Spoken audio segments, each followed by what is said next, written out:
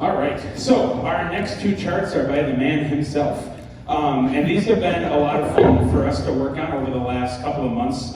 Cory does have a lot of his stuff on his website that you can go on and buy. Chord charts, lead sheets for guitar players and whatnot, and there are some of them, like the Paisley Park album, that have horn charts.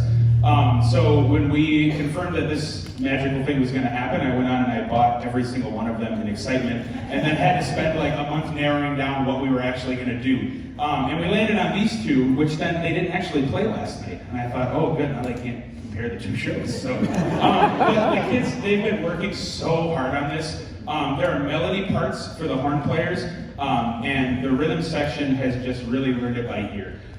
We created some lead sheets out of the trombone part and wrote out what chords we were hearing in the arrangement, and then our drums and bass, piano, guitar have all just been listening to the album online, and they show up every rehearsal with new little licks that they've learned. When Jack added the guitar drum stuff at the end, I was like, ha ha, we're there. So they've been working really hard on this. So this first one is massive.